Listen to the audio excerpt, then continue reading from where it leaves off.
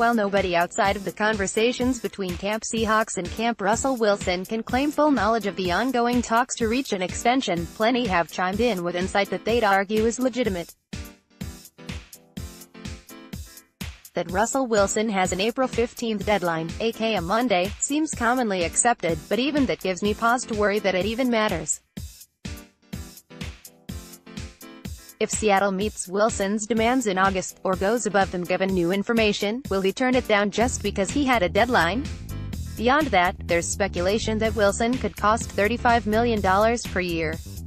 That he'll just play it out and then deal with the franchise tag next year, which seems reasonable to assume barring long-term news happening in 2019. And of course, that for really the first time in NFL history, a team will trade an established franchise quarterback well in the prime of his career in order to save money against the cap and retain other core players instead. Frank Clark, Jarran Reed, and/or Bobby Wagner, gain some really valuable draft picks, and gamble with a quarterback on an inexpensive rookie contract. In theory, the last scenario seems perfectly sound to me in many respects. The salary cap relief, the retention of great players, the draft picks, but it still exists in a fantasy world because it has literally never happened. You can give examples of players at other positions, you can give examples of quarterbacks who left under extenuating circumstances. Drew Brees was backed up by Phillip Rivers, and had a concerning shoulder injury when the Chargers let him walk via free agency in his prime, but I don't believe you can really find a team that traded a quarterback under similar circumstances to Wilson.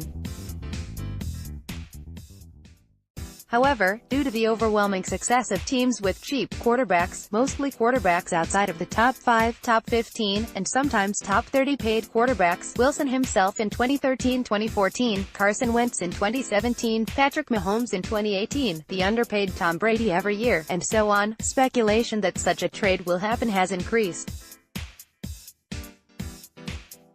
That speculation has extended and exploded during the Wilson-Seahawks conversation, and on Saturday, a player with no connection to Seattle has found a reason to chime. Kansas City Chiefs safety Tyrann Mathieu tweeted that Wilson wants New York.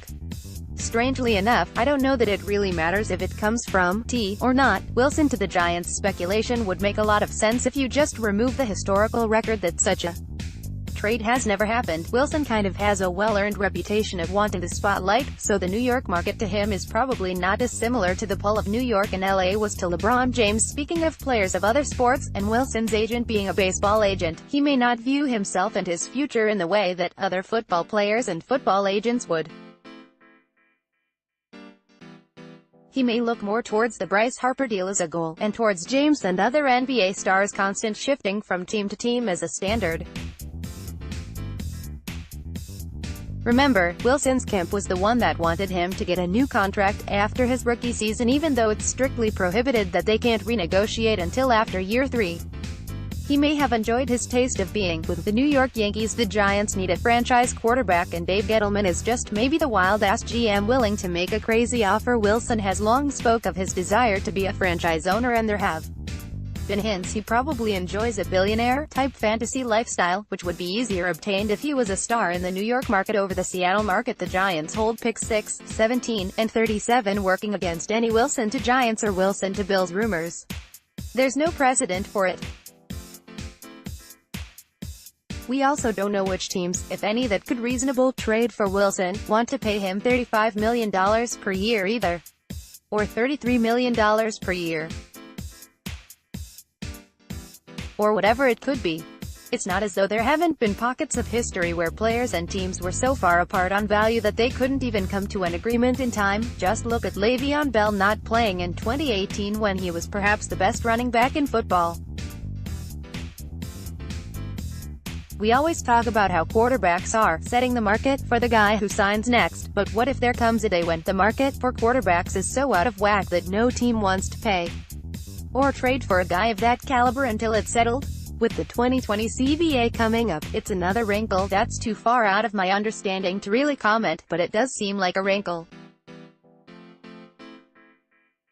I do not expect anything to happen on Monday just because I'm not sure it's fair to ever expect anything when it comes to these types of stories.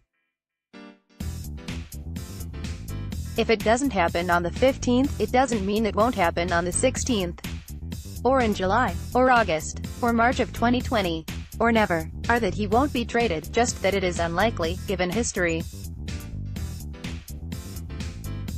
It would seem almost certain that Wilson will be extended and play out his important years with the Seattle Seahawks. Mathieu seems to have knowledge that leads him to believe that Wilson would push himself towards the biggest market, but I think we could have all speculated about that. There are some huge, unavoidable barriers that would come before that, however.